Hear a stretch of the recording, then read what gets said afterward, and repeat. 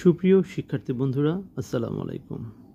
সুলতান math zone এর পক্ষ থেকে ষষ্ঠ শ্রেণীর শিক্ষার্থী বন্ধুদের গণিত ক্লাসে স্বাগতম। আজ আমরা বীজগণিত অনুশীলনী 4.1 অধ্যায় থেকে 1 নম্বর অঙ্কটা করব। আমরা উদ্দীপকটা পড়ে নিচ্ছি। নিচের বীজগণিতীয় রাশি দ্বারা কি বোঝায়? 9x দ্বারা বোঝায় x এর 9 গুণ। এরপর 2 নম্বর হচ্ছে 5x প্লাস 3, x এর 5 গুণের সাথে 3 যোগ।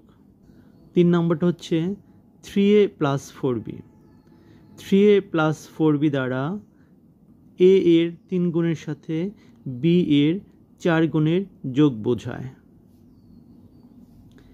এরপর 3a into b into 4c দ্বারা বোঝায় a এর 3 গুণ b এবং c এর 4 গুণ এর গুণফল। আছে 4x প্লাস 5y বাই 2, এটা দ্বারা বোঝাচ্ছে x এর 4 গুণ এবং y এর 5 গুণের সমষ্টিকে 2 দ্বারা ভাগ।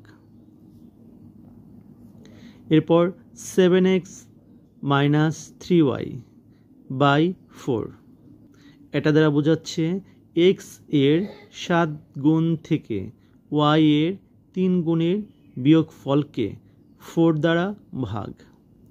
এরপর আছে x by 3 plus y by 2 minus z by 5 দ্বারা বোঝাচ্ছে x কে 3 দ্বারা এবং y কে 2 দ্বারা ভাগ করে ভাগফলের সমষ্টি থেকে z কে 5 দ্বারা ভাগ করে বিয়োগ। এরপর আমাদের আছে 8 নম্বর 2x মাইনাস 5y প্লাস, এটা দ্বারা বোঝাচ্ছে x এর দ্বিগুণ থেকে y এর 5 গুণ বিয়োগ এবং বিয়োগ ফলের সাথে z এর 7 গুণ যোগ। আমরা 9 নম্বরটা দেখি। 2/3 into x plus y plus z, এটা দ্বারা বোঝাচ্ছে অথবা x y ও z এর যোগফলের সমষ্টির 2/3।